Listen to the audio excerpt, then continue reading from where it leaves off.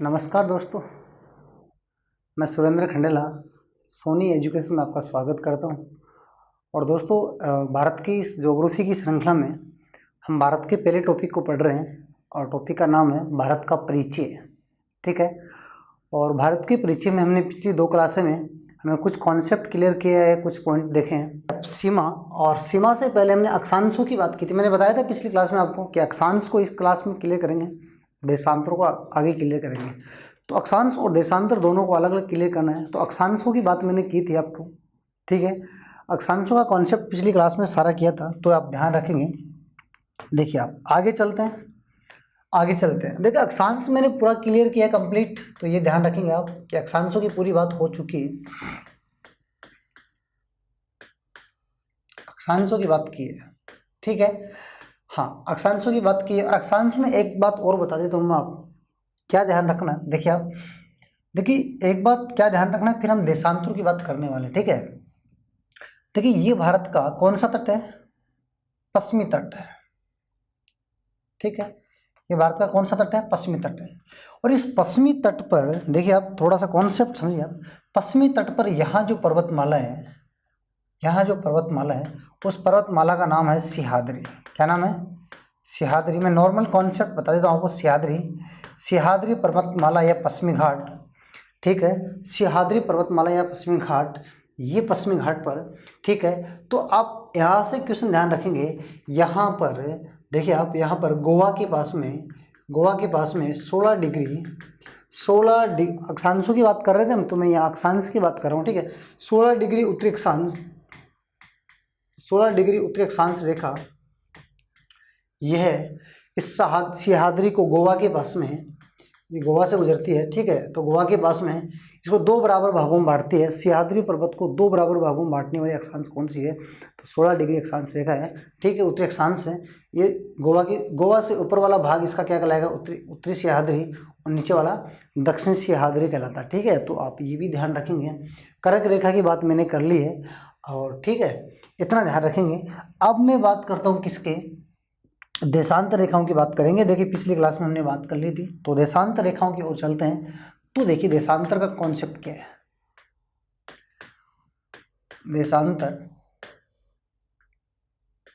देशांतर रेखा की मैं बात करूं, ये देखिए आप, ठीक है। अब देशांतर रेखाएं होती क्या है, पहले तो ये देखिए आप कि देशांतर रेखा सर क्या होती है। देखिए, ग्लोब पर खड़ी रेखाओं को हम क्या कहते हैं? देशांतर रेखाएं कहते हैं। देखिए आप, ये देशांतर रेखाएं हैं, ये बात आप ध्यान रखेंगे। देशांतर रेखाएं ग्लोब पर जो खड़ी रेखाएं हैं, कहने का मतलब है ग्लोब पर जो खड़ी रेखाएं हैं वो क्या कहलाती हैं? देशांतर रेखाएं कहलाती हैं। ग्लोब पर जो काल्पनिक रेखाएं, जो खड़ी रेखाएं, वो क्या कहलाती हैं? देशांतर रेखाएं कहलाती हैं। इनमें एक बात ध्यान रखेंगे, जो मध्य में है, ये जो मध्य में है, इसका नाम क्या है? 0 डिग्री देशांतर रेखा। 0 डिग्री देशांतर रेखा, ऐसे हम कहते हैं ग्रीनविच, इसे कहते हैं ग्रीनविच रेखा, ठीक है। ये भी आप ध्यान रखेंगे। इसे कहते हैं प्रधान व्यामोत्तर रेखा। प्रधान व्यामोत्तर इसी का नाम है, ठीक है।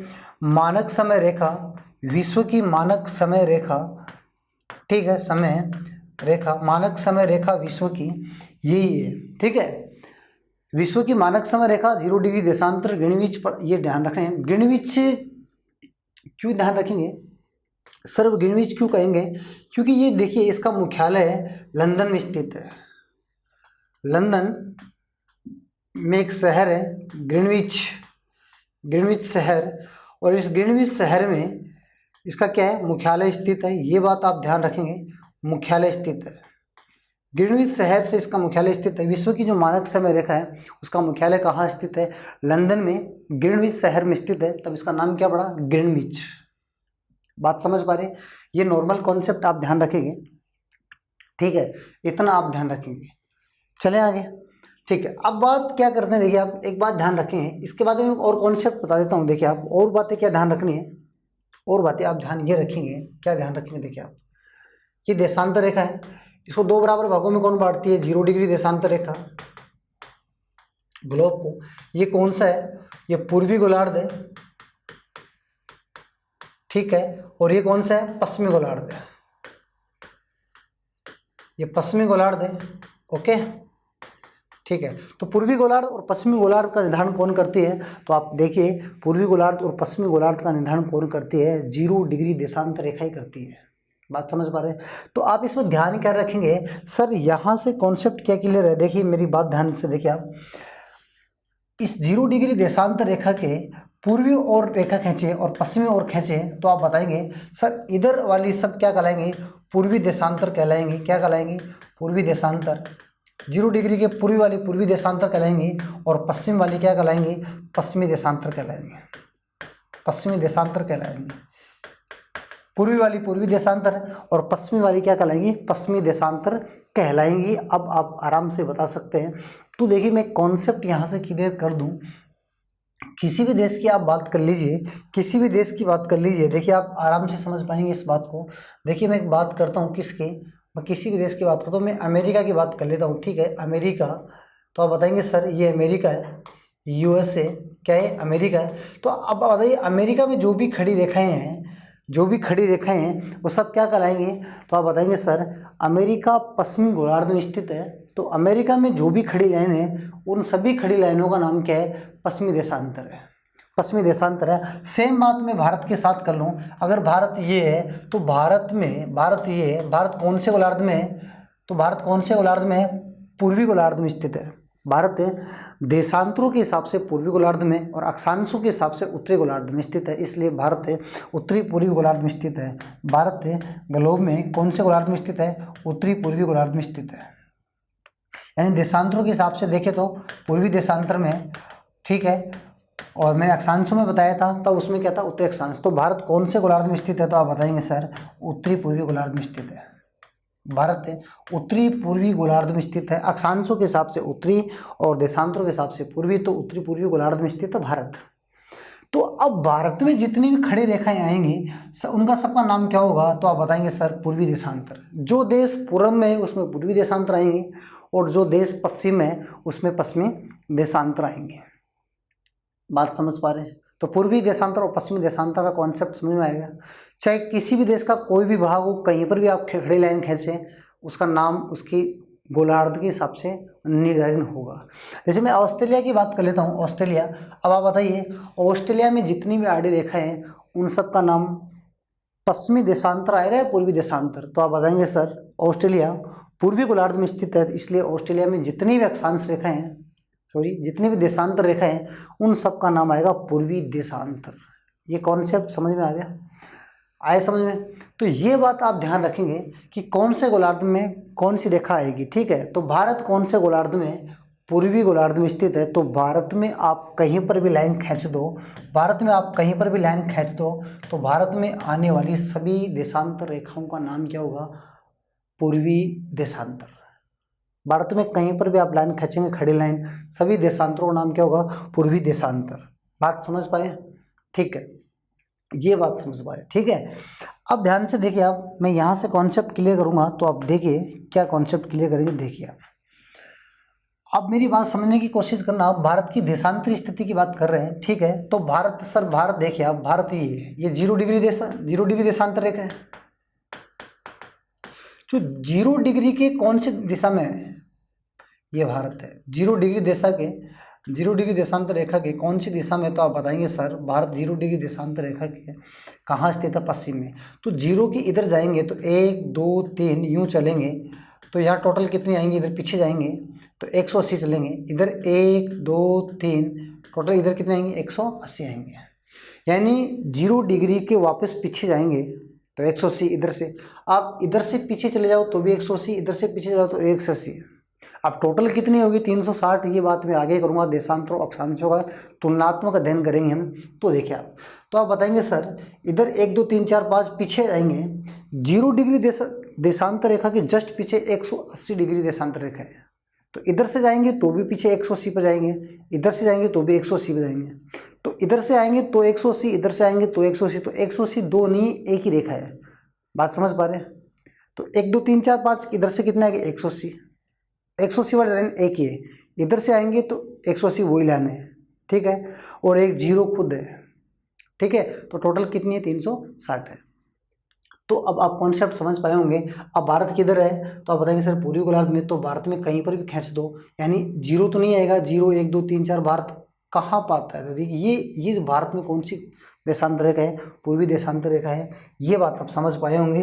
अब देखिए तो भारत की देशांतर स्थिति कहाँ स्टार्ट होती है और भारत किन किन देशांतर रेखाओं के बीच में स्थित है, तो आप ध्यान रखेंगे 68 डिग्री 7 मिनट है। क्या लिखूं, पश्चिमी देशांतर या पूर्वी देशांतर, हाँ। तो आप क्या बताएंगे सर, ये पश्चिमी भाग हो चाहे पूर्वी भाग हो, देशांतर रेखाओं की दिशा यहाँ इसमें क्या आएगी, पूर्वी देशांतर। तो क्या लिखूं, पूर्वी देशांतर से यहाँ से स्टार्ट होती है, फिर 78 68 के बाद में 69 70 71 72 73 यूँ चलती रहेगी, और लास्ट वाला जो भाग आएगा अरुणाचल प्रदेश, ये कहाँ आएगा, तो आप बताएंगे सर 97 डिग्री 25 मिनट पूर्वी देशांतर, पूर्वी देशांतर रेखा, पूर्वी देशांतर रेखा। बात समझ में आ रही है। तो भारत इन देशांतर रेखाओं के बीच में स्थित है, भारत इन देशांतर रेखाओं के बीच में स्थित है। आप ध्यान रखेंगे कौन कौन सी देशांतर रेखाओं के बीच में स्थित है, तो आप देख लीजिए इन देशांतर रेखाओं के बीच में भारत स्थित है, यानी 68 से स्टार्ट होती है और 97 डिग्री तक, ठीक है, 97 25 तक है, 68 7 से। बात समझ पा रहे हैं। तो इनके बीच में भारत स्थित है, ये आप ध्यान रखेंगे, ठीक है। अब मेरा कहने का मतलब क्या है, मैं क्या समझाना चाह रहा हूँ देशांतर रेखाओं में, और क्या ध्यान रखना देशांतर रेखाओं में। देशांतर रेखाओं में एक बात और ध्यान रखनी है, विश्व की मानक समय रेखा कौन सी है, तो आप बताएंगे सर विश्व की मानक समय रेखा देशांतर है। विश्व की मानक समय रेखा कौन सी है, देशांतर है समय रेखा।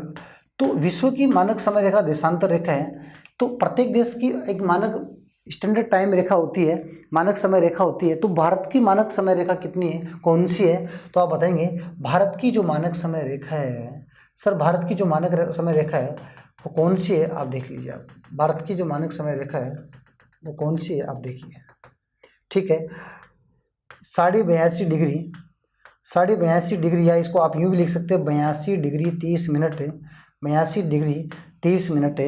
यानी 1 डिग्री बराबर क्या होता है, आप ध्यान रखेंगे इस बात को, ठीक है। 1 डिग्री बराबर क्या होता है, 60 मिनट होता है, ठीक है। 1 डिग्री बराबर क्या होता है, 60 मिनट होता है, ठीक है। तो 82 को आप यूँ भी लिख सकते हैं 82 डिग्री 30 मिनट, ठीक है। ये बात आप ध्यान रखेंगे। पूर्वी देशांतर, ठीक है, पूर्वी देशांतर रेखा, ये भारत की क्या है, मानक समय रेखा है। भारत की क्या है, मानक समय रेखा है, स्टैंडर्ड टाइम रेखा। तो भारत की मानक समय रेखा ये है, कितने राज्यों से गुजरती है, देखिए विश्व की ये है तो भारत की ये कितना आगे है, तो आप बताएंगे सर भारत की मानक समय रेखा विश्व से कितना आगे है, तो 82.5 आगे है, और 82.5 को हम 4 से गुणा करेंगे, यानी एक देशांतर रेखा को दूसरी देशांतर रेखा पार करने में 4 मिनट लगती हैं। सूर्य की किरणों को लगती है, हमें नहीं लगती हैं, ठीक है। सूर्य की किरणों को एक देशांतर को दूसरी देशांतर रेखा पार करने में 4 मिनट लगती हैं। तो आप बताएंगे सर तो वहाँ का टाइम और वहाँ के टाइम में फ़र्क कितना है, तो आप देखिए इनको गुणा करेंगे 4 से, मैं करके दिखाऊंगा आगे क्वेश्चन करेंगे, तो 5.5 घंटे आगे है। तो हमारी यानी भारत की जो मानक समय रेखा है, भारत की मानक समय रेखा, मानक समय रेखा, भारत की मानक समय रेखा कितने आगे है, 5.5 घंटे, कितनी है, 5.5 घंटे के आगे। किससे आगे है, तो आप बताएंगे ग्रीनविच रेखा से 5.5 घंटे आगे टाइम रहता है हमारा, यानी प्लस रहता है, ठीक है। अगर वहाँ 7 बज रहे हैं तो 5 घंटे 5.5 घंटे और जोड़ देंगे, तो 5 और 7 कितने हो गए, 12, 12:30 हो जाएंगे, ठीक है। ये बात आप ध्यान रखेंगे, आगे होता है टाइम, ये समय का निर्धारण में हम करेंगे आगे, ठीक है।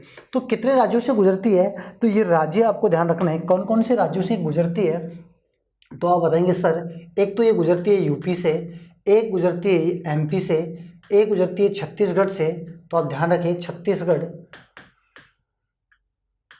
से गुजरती है, ठीक है। इसके बाद में गुजरती है उड़ीसा से, तो उड़ीसा, ये भी आप ध्यान रखेंगे उड़ीसा, ठीक है। और ये गुजरती है सर आंध्र प्रदेश से, आंध्र प्रदेश या सीमांध्र, ये भी आप ध्यान रखेंगे आंध्र प्रदेश या सीमांध्र, ठीक है। कितने राज्य हो गए टोटल,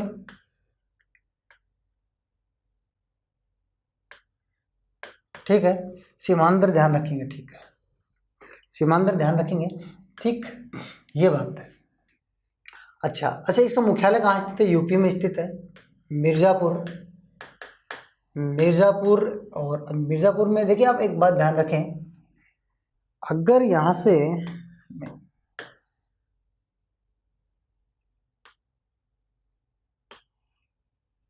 ठीक, तो इसका मुख्यालय कहाँ स्थित है? मुख्यालय कहाँ स्थित है? यूपी। ठीक है, और यूपी में कहाँ स्थित है सर? तो आप ध्यान रखेंगे कि यूपी में कहाँ स्थित है? नैनी में है। ठीक है, नैनी। और नैनी में, नैनी उत्तराखंड में है और ये नैनी उत्तर प्रदेश का है। ठीक है, नैनी मिर्ज़ापुर। ठीक है, ध्यान रखेंगे आप, नैनी में स्थित है, मिर्ज़ापुर में। ठीक, ये बात ध्यान रखेंगे, इसका मुख्यालय स्थित है। तो ये 5 राज्यों से गुजरती है, ये ध्यान रखेंगे। भारत की मानक समय रेखा है कौन सी है? तो आइए आप ये ध्यान रखेंगे। इससे कितनी आगे है? 5.5 घंटे आगे है, ये भी आप ध्यान रखेंगे। ठीक है, तो ये बात किस में ध्यान रखेंगे? देशांतर रेखाओं में। इतनी बात आप देशांतर रेखाओं में ध्यान रखेंगे, ये अक्षांश में ध्यान रखेंगे, ये देशांतर में ध्यान रखेंगे। अब देखिए आप, अब मैं बात करता हूँ, देखिए थोड़ी सी बात हम करते हैं। क्या बात करते हैं? देखिए आप, अब मैं यहाँ से देखिए देशांतर और अक्षांश के बारे में कुछ महत्वपूर्ण तथ्य बता रहा हूँ इन दोनों के बारे में। तो आप ध्यान से देखिए, आप इन दोनों से और क्या क्वेश्चन आते हैं तो आप बताएंगे, इन दोनों से क्या क्वेश्चन आते हैं ये ध्यान रखेंगे आप। तो मैं बता देता हूँ, देखिए आप, ये देखिए आप, इन दोनों से क्वेश्चन ये आते हैं। ग्लोब पर देशांतर रेखाओं की स्थिति होती है खड़ी रेखा।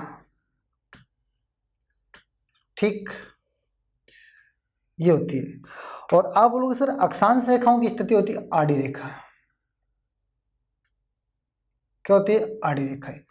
तो अक्षांश और देशांतर से जो आकृति बनती है, देखिए आप, ये आकृति बनती है और इनके बीच में जो एक सेल बनती है, ये जगह है, ये देखिए, इसको हम क्या कहते हैं? ग्रिड, ग्रिड या जाल कहते हैं। देशांतर रेखा और अक्षांश रेखाओं के से बनने वाली जो जाल है उसको क्या कहते हैं? ग्रिड या जाल कहते हैं। अक्षांश और देशांतर दोनों की बात करूँ मैं। ठीक है, एक क्वेश्चन आप ये ध्यान रखेंगे, एक क्वेश्चन ये ध्यान रखेंगे। क्या ध्यान रखेंगे? देखिए आप, 0 डिग्री देशांतर रेखा विश्व की मानक समय रेखा है। ठीक है, ये 0 डिग्री अक्षांश रेखा, जिसे हम भूमध्य रेखा भी कहते हैं। नाम मैंने दोनों के बता दिए अलग अलग। ठीक है, अब सर ये दोनों कहाँ काटती हैं, इनका मिलन कहाँ होता है? देखिए आप, ये दोनों कहाँ काटती हैं तो आप बताएंगे सर ये कहाँ काटती हैं? अटलांटिक महासागर में। अटलांटिक महासागर में, अटलांटिक महासागर में, अफ्रीका के पास में, अफ्रीका महाद्वीप के पास में, अफ्रीका महाद्वीप के पास में गिनी की खाड़ी में काटती है। कहाँ काटती है? गिनी की खाड़ी में काटती है। तो ये ध्यान रखेंगे आप, कहाँ काटती हैं? गिनी की खाड़ी में काटती है, गिनी की खाड़ी में काटती हैं, ये बात आप ध्यान रखेंगे। अफ्रीका महाद्वीप के पास में गिनी की खाड़ी पड़ती है, वहाँ अटलांटिक महासागर में पड़ती है। तो वहाँ ये दोनों रेखाएं एक दूसरे को काटती हैं और इन दोनों रेखाओं से बनने वाली, देखिए क्या कहते हैं? ग्रिड या जाल कहते हैं। ये बात आप ध्यान रखेंगे, दोनों बात आप ध्यान रखेंगे। ठीक है, इतनी बात आप ध्यान रखेंगे दोनों के बारे में। और दोनों के बारे में कुछ कॉन्सेप्ट में और क्लियर कर देता हूँ, वो भी आप थोड़ा सा ध्यान रखेंगे। क्या ध्यान रखेंगे? देखिए आप, इनसे और क्या क्वेश्चन बनता है सर, तो वो आप कैसे ध्यान रखेंगे देखिए मैं बता देता हूँ। तो आप ध्यान रखेंगे, ये देखिए आप, और क्वेश्चन की बात करें तो आप एक बात ध्यान रखें कि सर अक्षांश से क्या क्वेश्चन बनते हैं। मैं अक्षांश की बात कर देता हूँ। देखिए आप, अक्षांश, ये देखिए आप, और मैं बात कर लेता हूँ देशांतर की कि सर क्या क्वेश्चन बनते हैं। तो आप आराम से देखिए, आप कोई दिक्कत नहीं, आराम से समझिए इस बात को, क्या क्वेश्चन बनते हैं। तो देखिए थोड़ा सा कॉन्सेप्ट समझिए। खड़ी रेखाओं को क्या कहते हैं? देशांतर रेखाएं कहते हैं। क्या कहते हैं? देशांतर रेखाएं।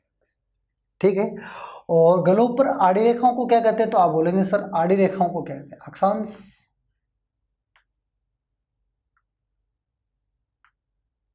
आड़ी रेखाओं को क्या कहते हैं? अक्षांश कहते हैं।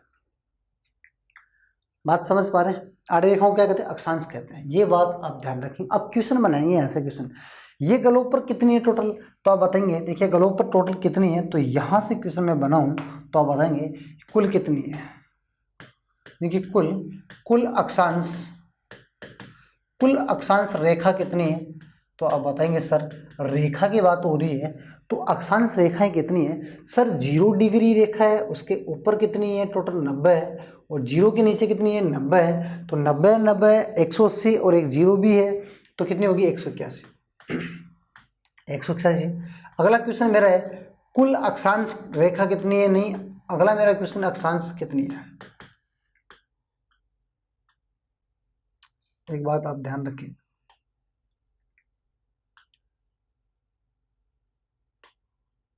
ठीक है, ये अक्षांश की बात है।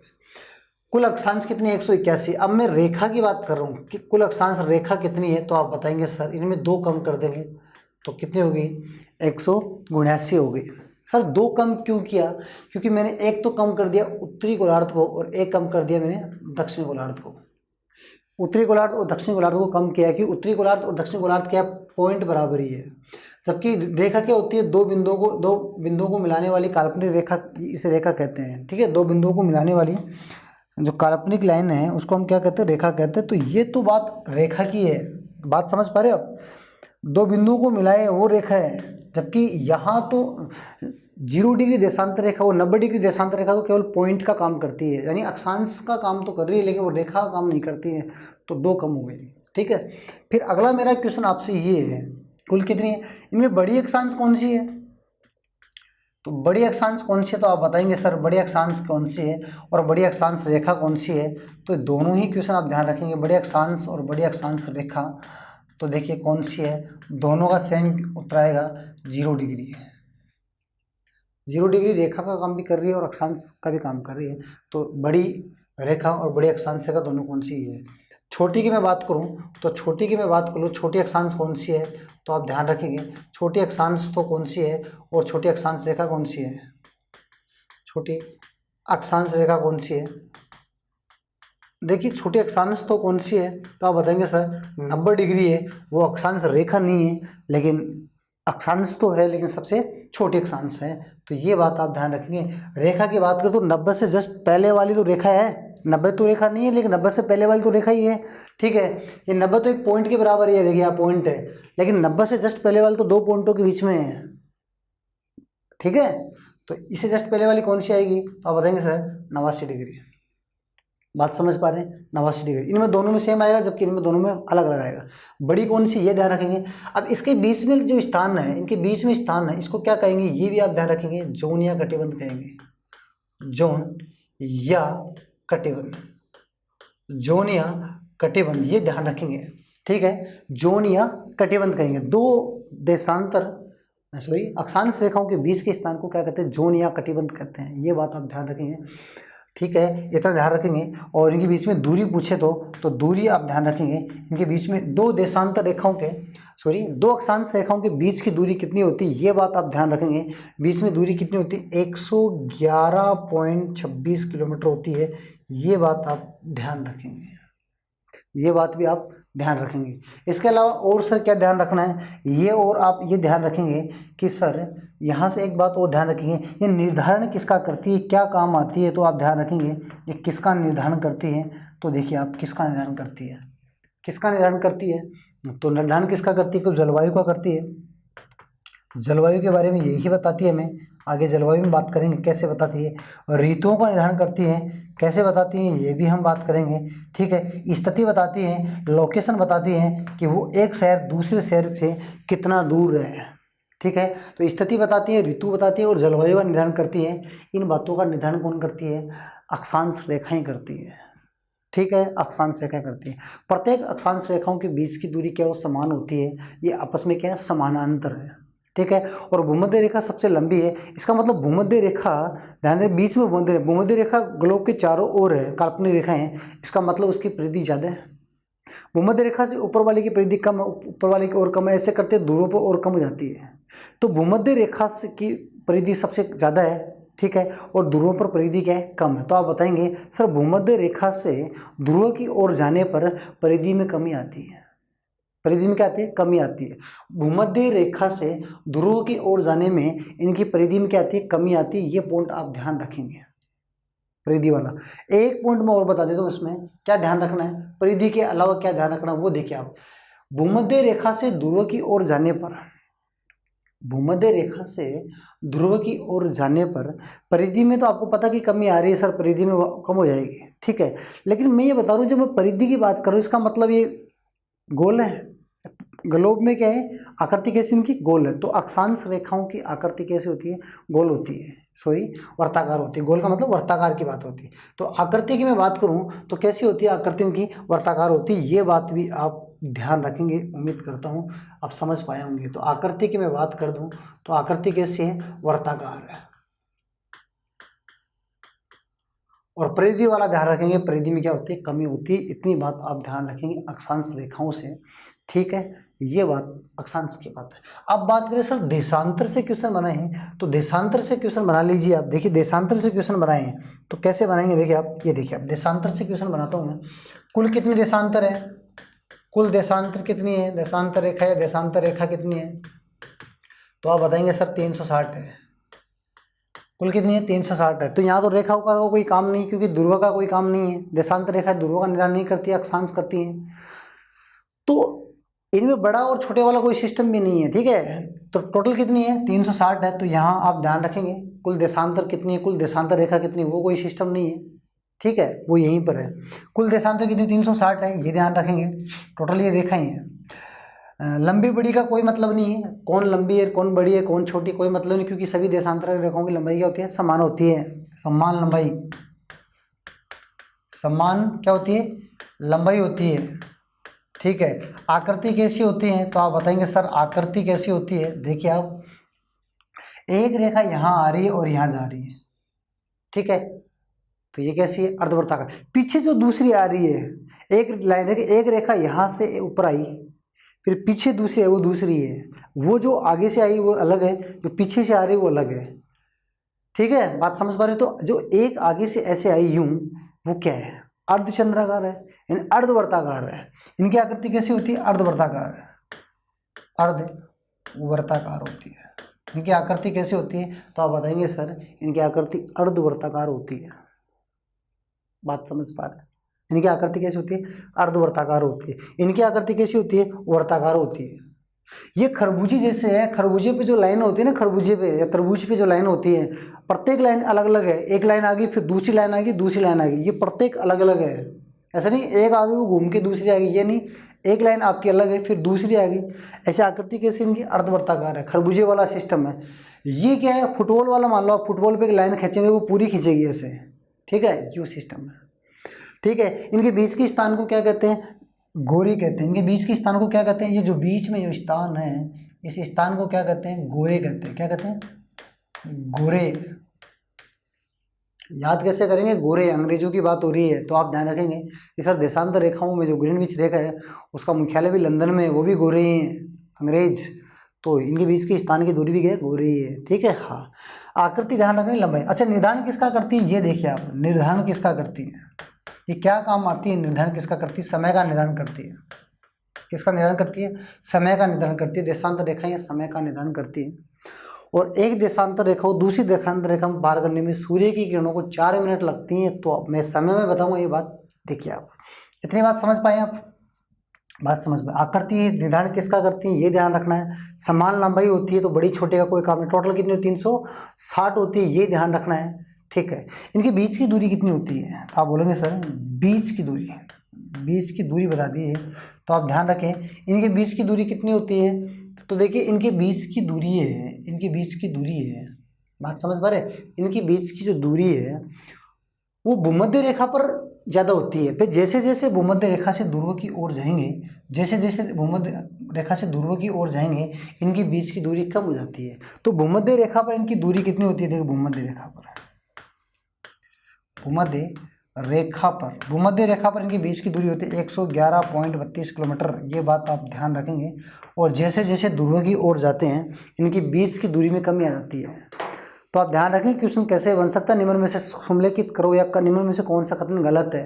ये 3 कथन यहाँ से दे देगा तो 1 कथन यहाँ से दे देगा। अक्षांश रेखाओं से संबंधित कौन सा कथन सही है और कौन सा कथन गलत है, आप क्वेश्चन को, कॉन्सेप्ट को ध्यान से समझें। मैं अक्षांश रेखाओं को अलग समझा रहा हूँ और देशांत रेखाओं को अलग समझा रहा हूँ, आप ध्यान रखेंगे इस बात को, ठीक है। तो मैं जितनी बातें बोल रहा हूँ आप नोट्स बनाते रहिए, ठीक है, तो ध्यान रखते रहिए, ठीक है।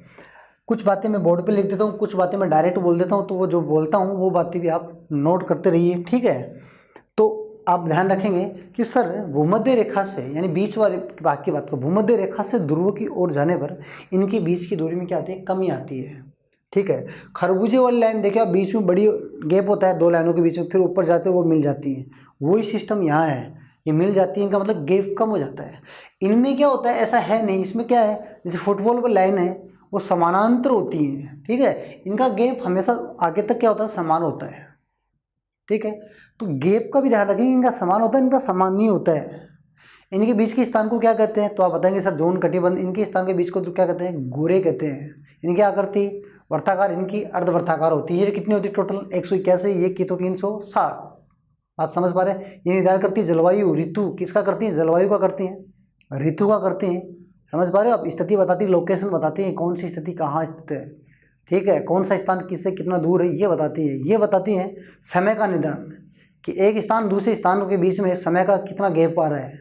बात समझ पा रहे हैं, ये चीज़ें ध्यान रखेंगे आप, तो उम्मीद करता हूँ आप समझ पाए होंगे इस बात को। और इसी से हम बता सकते हैं कि भारत में सबसे पहले सूर्योदय कहाँ होता है, और सूर्योदय तो आप आराम से बता सकते हैं।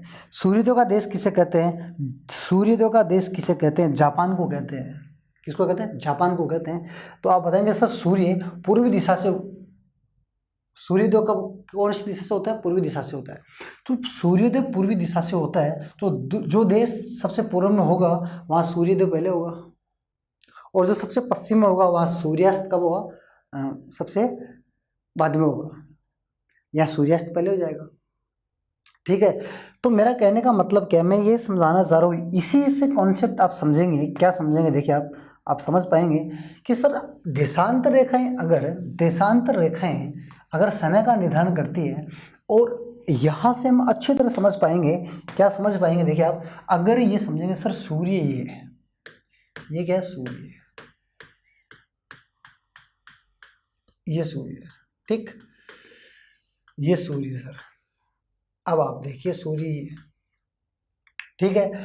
तो जब सूर्य की किरणें जब आएंगी, सूर्य की किरणें आएंगी, सबसे पहले कहाँ होगा सूर्योदय, तो आप बता देंगे सर सूर्योदय सबसे पहले होगा कहाँ होगा, तो आप बताएंगे सर अरुणाचल प्रदेश में होगा। अरुणाचल प्रदेश में सूर्योदय सबसे पहले होगा, सर्वप्रथम क्या होगा, सूर्योदय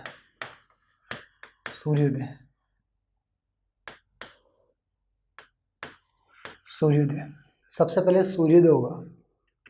लेकिन एक बात ध्यान रखें आप, सूर्योदय सबसे पहले होगा तो सर्वप्रथम यहाँ पर सूर्यास्त भी होगा, सूर्यास्त भी सबसे पहले होगा। जहाँ सूर्य सबसे पहले उगता है वहाँ छिपता भी पहले ही।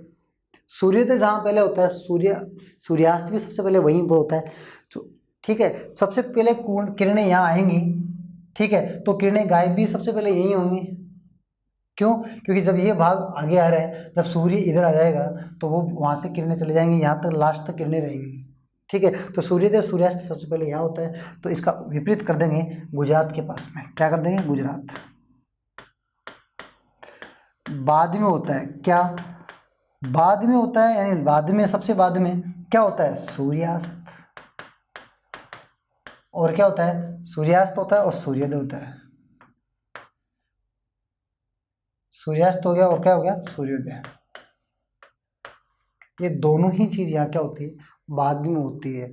और यहाँ से एक बात और समझ में आई कि सर आपने बताया है कि देशांतर रेखाएं समय का निर्धारण करती हैं, तो सर एक बात तो ये तो है, ये बात तो देखिए आप यहाँ से क्वेश्चन ध्यान रखें कि सर एक से दूसरी किरण में सूर्य की, देखिए आप एक देशांतर रेखा से दूसरी देशांतर रेखा पर आने पर सूर्य की किरणों को 4 मिनट लगती हैं, तो सूर्य की किरणें यहाँ आने में कितना टाइम लगेगा, यानी यहाँ के समय में और यहाँ के समय में अंतर कितना होगा सर, तो यहाँ का समय ज़्यादा होगा, फिर यहाँ का बाद में, यानी सूर्योदय यहाँ पहले होगा यहाँ बाद में होगा, तो कितना अंतर हो सकता है, तो आप बता देंगे सर, आप आराम से निकाल लेंगे कि सर यहाँ का जो देशांतरी स्थिति है तो हमने देखी थी 68 डिग्री, ठीक है, 68 डिग्री 60 मिनट यही देखी थी, और यहाँ की कितनी देखी थी, तो आप आराम से बता सकते हैं सर 97 डिग्री 25 मिनट देखी थी, ठीक है। तो इनके बीच में अंतर कितना है सर, ये हम निकाल लेंगे, और जितनी देशांतर रेखा उनको 4 से गुणा कर देंगे।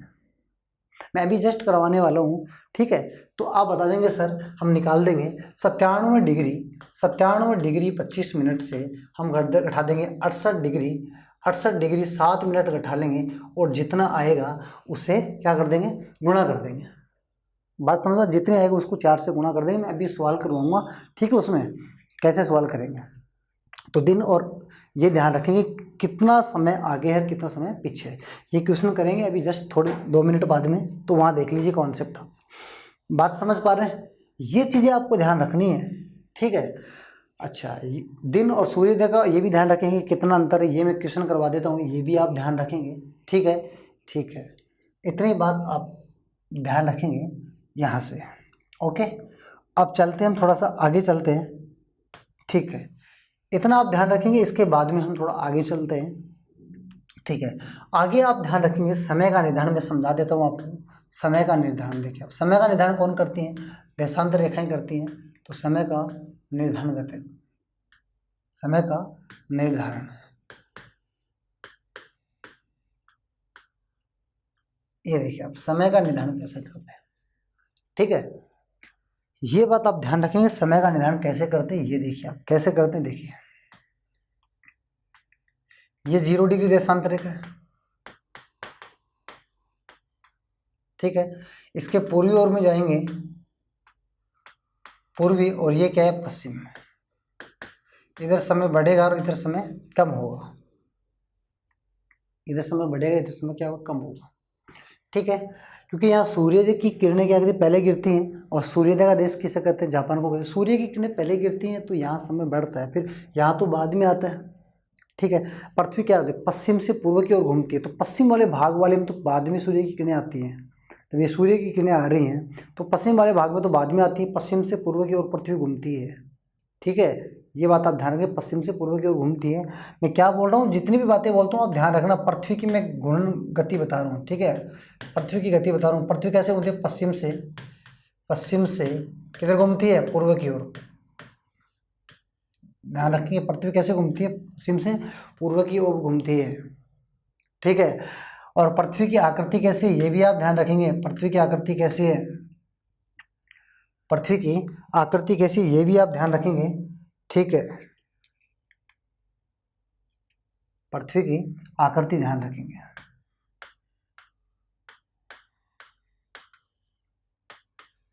देखिए पृथ्वी की आकृति कैसी है, पृथ्वी की आकृति है जियोड,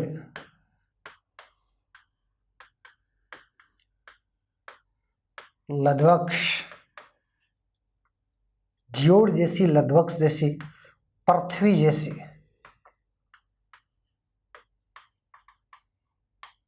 ग्लोब जैसी। निम्न में से कौन सा कथन सही है, ए, बी, सी और डी। पृथ्वी की आकृति से संबंधित निम्न में से कौन सा कथन सही है, सभी कथन सही है। जियोड जैसी, लध्वक्ष जैसी। लध्वक्ष का मतलब होता है चिपटी हुई, है ना, ऊपर से नारंगी जैसे ऊपर से चिपटा हुआ, ध्रुव चिपटा हुआ है ना, लध्वक्ष है। जियोड का मतलब ऐसे बाहर निकली हुई है, उभरी हुई है ना, हाँ। पृथ्वी जैसी है, पृथ्वी जैसी है, ग्लोब जैसी है। तो ये ध्यान रखेंगे, ये चारों कथन सही है। इनके अलावा जो कथन है वो क्या गलत है। पृथ्वी की आकृति जियोड, लध्वक्ष, पृथ्वी जैसी, ग्लोब जैसी है। ये अंडाकार, गोल है, नारंगी जैसी है, ये कुछ भी ध्यान रखेंगे, यही है, ठीक है, हाँ। तो पृथ्वी आकृति, पृथ्वी घूमती पश्चिम से पूर्व की ओर, ये आप ध्यान रखेंगे। तो मैं समय की बात कर रहा था, इधर प्लस होगा और इधर क्या होगा, माइनस होगा। सेम बात यहाँ है। इसके देखिए आप, इसके जस्ट विपरीत में करूं, ये अंतर्राष्ट्रीय तिथि रेखा है, अंतर्राष्ट्रीय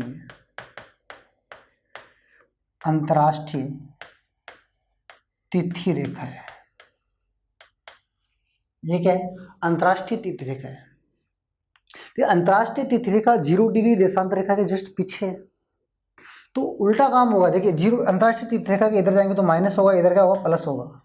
लेकिन यहाँ से क्वेश्चन बनेगा नहीं, बन भी सकते हैं, लेकिन ज़्यादा क्वेश्चन यहाँ से पूछते हैं, ठीक है। इसको आधार मान के क्वेश्चन पूछा जाता है कि 0 डिग्री देशांतर, जब भी क्वेश्चन पूछा तो इनको आधार लेकर पूछा जाता है क्वेश्चन। तो मैं यहाँ से क्वेश्चन बताता हूँ, लेकिन आप ध्यान रखें, इसको कहते हैं विश्व की मानक समय रेखा और इसको कहते हैं अंतर्राष्ट्रीय तिथि रेखा, ठीक है। इसके समय की बात करें तो इससे क्या है, विपरीत। इसके पूर्व में प्लस, इसके पूर्व में माइनस है, तो ये बात आप सेम ध्यान रखेंगे, ये दोनों एक दूसरे की क्या है, विपरीत है। जीरो के जस्ट पीछे कौन सी लाइन है, तो आप बताएंगे 180 डिग्री से अंतर्राष्ट्रीय तिथि रेखा कहते हैं। बात समझ पा रहे हैं। तो पृथ्वी की आकृति ये ध्यान रखेंगे। अब मैं कुछ क्वेश्चन करवा देता हूँ, देखिए आप एक क्वेश्चन मैं करवा देता हूँ, ठीक है। एक क्वेश्चन छोटा सा कर लेते हैं। मेरा क्वेश्चन आपसे ये है, 30 डिग्री पूर्वी देशांत रेखा पर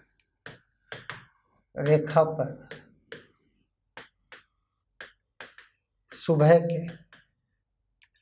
के 7 बजे तो आप ध्यान रखेंगे, तो 75 डिग्री की बात कर लेते हैं, ठीक है। 75 डिग्री पूर्वी देशांतर रेखा पर कितना समय होगा, ये क्वेश्चन है। तो नॉर्मल चीज़ आप ध्यान रखें, देखिए आप ये 0 डिग्री का तो कोई काम नहीं है यहाँ पर, आपको पता है कि 0 डिग्री की तो बात ही नहीं हो रही, लेकिन आप फिर भी कॉन्सेप्ट ध्यान रखेंगे कि सर 30 डिग्री दे रखा है। देखिए आप दे क्या रखा है, वो देखिए आप दे क्या रखा है सर, 30 डिग्री दे रखा है। 30 डिग्री पूर्वी या पश्चिम, पूर्वी। 30 डिग्री पूर्व की बात हो रही है, 30 डिग्री पूर्वी। और पूछा भी कौन सी है, पूर्वी है। पश्चिम भी पूछ सकता है, ध्यान रखें, पूर्वी पूछा है, ये पश्चिम भी पूछ सकता है, लेकिन फिलहाल क्या पूछा है, पूर्वी पूछा है। 75 डिग्री पूर्वी, तो 75 डिग्री 30 के पास थोड़ी नहीं, तो इससे आगे होंगे। 0 की इधर जाएंगे तो आगे बढ़ेंगे, 0 के पास में आएंगे तो कम होंगे। तो 30 और 75 की बात कर रहा, देखिए आप ये ध्यान रखेंगे। अब आप बता दीजिए सर, 30 डिग्री का टाइम दे रखा है, 30 डिग्री का टाइम दे रखा है, कितना दे रखा है, 7 बजे हुए, सुबह के 7 बजे हुए। और पूछा कहाँ गया, 75 डिग्री का पूछा। तो 30 डिग्री से 75 डिग्री की ओर आगे जा रहे हो आप, इधर जितने भी जाएंगे तो प्लस होगा और इधर आएंगे तो माइनस होगा। अगर मैं 75 डिग्री से 30 डिग्री पे आता तो माइनस करूँगा, क्योंकि मैं पीछे आ रहा हूँ। बात समझ पा रहे हैं। लेकिन आगे जा रहे हैं तो प्लस करेंगे। कितना आगे जा रहे हैं, तो आप बोलेंगे सर 30 और 75 जा रहे हैं, तो इसका मतलब 45 डिग्री आगे चले गए। कितना चले गए, 45 डिग्री आगे चले गए। तो 45 डिग्री आगे चले गए, 45 डिग्री अंतर कितना आ गया, 45 डिग्री। 30 और 75 के बीच में अंतर कितना हो गया, तो आप बताएंगे 45 डिग्री। और 1 डिग्री को पार करने में कितने मिनट लगते हैं, 4 मिनट लगते हैं। बात समझ पा रहे, कितनी लगती हैं, 4 मिनट लगती हैं, ठीक है। तो आप बोलोगे सर 45 को हम 4 से गुणा कर दें, 45 को 2 से गुणा करेंगे तो 90, फिर डबल कर दो 180। कितने मिनट लगी, 180 मिनट लगे। 180 मिनट को अब अगर मैं भाग दे दूँ 60 का, क्योंकि 1 घंटे में 60 मिनट होती है, तो कितने घंटे होगी, 3 घंटे। अब बता दीजिए आप कि 3 घंटे प्लस करूँ या माइनस करूँ, प्लस करना है। क्या करना है, प्लस करना है। तो आप बोलोगे सर 7 और 3 कितने हो गए, 10 हो गए। यानी यहाँ कितने बजेंगे, 10 बजेंगे। कितने बजेंगे, 10 बजेंगे। और यही क्वेश्चन उल्टा करते तो क्या हो जाते, अगर मान लो यहाँ पर 7 बजे हुए और यहाँ का पूछे तो 7 में 3 कम कर देते, 7 में 3 कम कर देते। तो आप ध्यान रखेंगे, इधर जाएंगे तो प्लस, इधर जाएंगे तो माइनस, ये बात आप ध्यान रखेंगे। अगर मान लो ये लाइन अगर ये नहीं होती, ध्यान रखिए आप, ये लाइन ये नहीं होती और ये लाइन इधर होती, समझे आप। अगर ये 75 डिग्री लाइन, देखिए आप ये 0 डिग्री है, ध्यान से देखिए आप, अगर ये लाइन यहाँ नहीं होती और पूर्वी की जगह क्या होता, यहाँ देखिए आप, मैं बता देता हूँ आपको, ध्यान से देखिए आप, या पूर्व की जगह क्या होता, पश्चिम होता, तो क्या करते हैं देखिए आप। तो आप बोलेंगे सर 30 डिग्री का दे रखा है, 30 डिग्री पूर्वी का कितना दे रखा है, 7 बजे, और ये लाइन पूर्व नहीं होती, पश्चिम होती। मैं इसी क्वेश्चन को दोबारा कर रहा हूँ, ठीक है, इसी क्वेश्चन को अलग तरीके से देख रहे हैं। यहाँ पूर्व न होकर क्या होती, पश्चिम। तो आप बताएंगे सर 0 के इधर बनाएंगे, और 0 के इधर कितनी होगी, ये 75। ये लो, अब बताओ टाइम कितना होगा। तो आप बताएंगे सर इधर जाएंगे तो चाहे किधर जाओ, इधर जाते ही समय कम हो जाएगा, चाहे गोलार्ध कोई सा ही हो। इधर जाएंगे यानी पश्चिम में जाते ही टाइम कम हो जाएगा, चाहे गोलार्ध कोई भी हो, चाहे पश्चिम गोलार्ध से पश्चिम में जाओ तो भी टाइम कम, पूर्वी गोलार्ध से पूर्व में जाएंगे तो भी टाइम कम। कहने का मतलब कहीं भी स्थिति देख लो आप, टेंशन ना ले आप कौन से गोलार्ध में कहीं किधर जाएंगे, कहीं पर भी आ जाओ आप, कहीं पर भी ध्यान रखो, कौन सी स्थिति कहीं पर भी आ जाओ XYZ, तो आप पश्चिम में जाएंगे तो कम होगा, पूर्व में जाएंगे तो प्लस होगा, चाहे कहीं बैठे रहो आप, ठीक है, टेंशन ना ले। तो सर 30 से 75 पे जा रहे हैं, तो इसका मतलब 30 लाइन तो ये इधर है और 75 लाइन ये है, क्योंकि बीच में कौन है, 0 है, तो 0 के इधर 30 है, 75 इधर है, तो टोटल कितनी होगी 105। इस कंडीशन में जुड़ेंगी। तो आप बोलोगे सर 105 हो गई और 1 को पार करने में 4 मिनट लगती हैं, बात समझ पा रहे हैं। और सर 60 का भाग दे देंगे, ये देखिए आप, तो ये जो आएगा 60 का भाग दे देंगे तो ये जो आएगा तो टाइम आ जाएगा। तो आप बोलोगे सर इसको 15 कर देंगे। अरे मेरी बात समझ पा रहे हो ना, 15 कर देंगे। ये कट रहा है तो कितना, ये कितनी बार कट गया, 15 बार कट गया। 15 को 105 से गुणा काट देंगे तो आप कितने आगे, 7 आगे, कितने आगे, 7 घंटे आगे। अब 7 घंटे, अब आप खुद देख लो, 7 घंटे प्लस करो माइनस करो, तो आप बोलोगे सर माइनस कर देंगे। क्या कर देंगे, माइनस कर देंगे। तो वहाँ पर क्या हो जाएगा, तो माइनस इसमें कर देंगे तो आप बोलोगे सर वहाँ पर क्या बजाएगा, 12 बज जाएंगे, जीरो हो जाएगा, जीरो टाइम थोड़ी होगा, फिर 12 बज जाएंगे वहाँ पर, ठीक है, ये ध्यान रखेंगे। तो आप इस बात को ध्यान रखेंगे, ठीक है, ये देखिए आप, ठीक है। तो टाइम का निर्धारण आप कर लेंगे, ठीक है। और इसके बाद में कुछ कॉन्सेप्ट और देखें, थोड़ा सा कॉन्सेप्ट और देख लें तो आप समझ पाएंगे। क्या समझ पाएंगे, ये बात आप समझ पाएंगे कि सर, और देखिए आप, मैं थोड़ा सा और बता देता हूँ आपको, सारे कॉन्सेप्ट देखिए आप। ये क्या है, 0 डिग्री रेखा है, अक्षांश रेखा है, ये 0 डिग्री अक्षांश रेखा है, ओके। अब 0 डिग्री अक्षांश रेखा से ध्रुव की ओर जाए, देखिए आप, ध्रुव की ओर, ये ध्रुव है, ये उत्तरी ध्रुव है,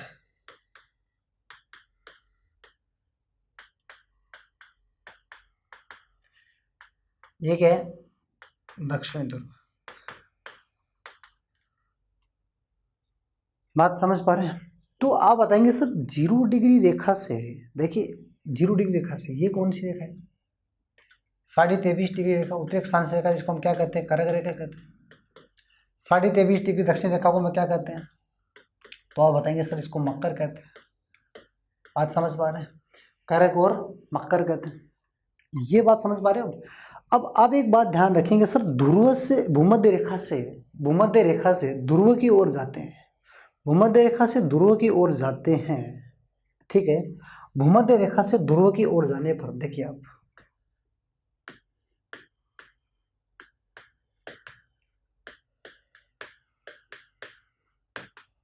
ध्रुव की ओर जाने पर, भूमध्य रेखा से ध्रुव की ओर जाने पर क्या क्या परिवर्तित होते हैं, ये बात आप अच्छे तरह से ध्यान रखेंगे। क्या क्या चेंज आते हैं ध्रुव से, भूमध्य रेखा से ध्रुव की ओर जाने पर, एक तो क्या होता है, दिन और रात की अवधि में, दिन व रात की अवधि का अंतर बढ़ता है, दिन और रात की अवधि का अंतर बढ़ता है। एक बात तो ये ध्यान रखेंगे, एक बात ये ध्यान रखेंगे, दिन और रात की अवधि का अंतर बढ़ता है, यहाँ पर ये बात ध्यान रखेंगे। जैव विविधता,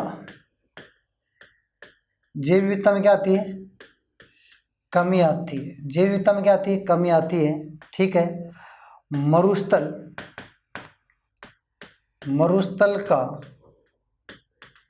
विस्तार क्या होता है, बढ़ता है, चाहे वो चाहे ठंडा मरुस्थल बढ़े चाहे गर्म मरुस्थल, लेकिन मरुस्थल का विस्तार बढ़ जाता है, ठीक है। ये बात ध्यान रखेंगे, दिन और रात की अवधि का अंतर बढ़ता है, मुख्य रूप से ध्यान रखेंगे। जैव विविधता में क्या होती है, कमी आती है, मरुस्थल का विस्तार बढ़ता है। एक क्या होती है, वर्षा की बात भी हो जाती है, वर्षा क्या हो जाती है, कम हो जाती है, क्योंकि भूमध्य रेखा पर सूर्य की किरणें लंबवत चमकती हैं, तो यहाँ की हवाएं गर्म होकर क्या होती है, हल्की हो जाती हैं और निम्न वायुदाब का केंद्र बन जाता है। तो यहाँ निम्न वायुदाब वाले केंद्र में वर्षाएं ज़्यादा होती है, क्योंकि वर्षाओं की हवाओं की विशेषता क्या है, ये उच्च वायुदाब से निम्न वायुदाब की ओर चलती हैं, तो वाष्पीकरण ग्रहण करती हैं और वर्षा ग्रहण करती हैं। तो इसका मतलब यहाँ भूमध्य रेखा के पास में वर्षा ज़्यादा होती है, और भूमध्य रेखा से अलग दिशाओं में जाए ध्रुव की ओर, तो वहाँ वर्षा क्या होती है, कम होती है। और आप ये भी कह सकते हो सर, भूमध्य रेखा से ध्रुव की ओर जाने में ताप में कमी आती है और वायुदाब में वृद्धि होती है। कहने का मतलब, ताप में क्या होती है, ताप में कमी आती है और वायुदाब में क्या होती है, वृद्धि होती है। तो विपरीत काम तो होगा, जहाँ ताप कम होगा वायुदाब ज़्यादा होता है, ठीक है। ताप में कमी आती है, तो ताप में कमी आती है इसका मतलब वायुदाब में वृद्धि होती है। इतनी बात आप ध्यान रखेंगे, भूमध्य रेखा से दूर की ओर जाने पर ये परिवर्तित आते हैं। और कभी कभी इनमें प्रश्न पूछ लेता है, इन कॉन्सेप्ट से क्वेश्चन पूछ लेता, आप ये बात ध्यान रखेंगे, क्वेश्चन कैसे भी आ सकता है, ठीक है। आप ध्यान रखेंगे कंपटीशन से क्वेश्चन कैसे हैंडल करना है। देखिए आप यहाँ से क्वेश्चन कैसे बनते हैं, इन बातों से क्वेश्चन कैसे बनते हैं, चलो मैं यहाँ बता देता हूँ। देखिए आप इनसे क्वेश्चन बनते कैसे हैं, बनते कैसे, ये बात आप ध्यान देंगे। मैं कुछ लिख रहा हूँ, देखिए आप, मैं यहाँ पर लिख रहा हूँ चेन्नई, ध्यान से देखिए आप, मैं कुछ क्षेत्रों के नाम लिख रहा हूँ। मैं यहाँ लिख रहा हूँ चेन्नई, चेन्नई, ये देखिए आप, ठीक, ये चेन्नई है, बात समझ पा रहे हैं आप, ये चेन्नई है। अब कुछ क्षेत्रों को मैं और लिख रहा हूँ, वो देखिए आप, ये बेंगलोर है,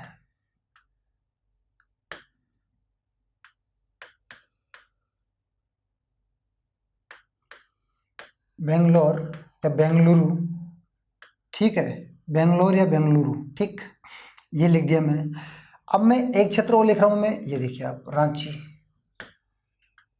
रांची लिख रहा हूँ मैं, ठीक, झारखंड में, ठीक है। अब मैं एक क्षेत्र और लिख रहा हूँ, वो भी आप देख लीजिए, मैं यहाँ लिखता हूँ शिमला। मैंने कितने क्षेत्र लिखे, 4।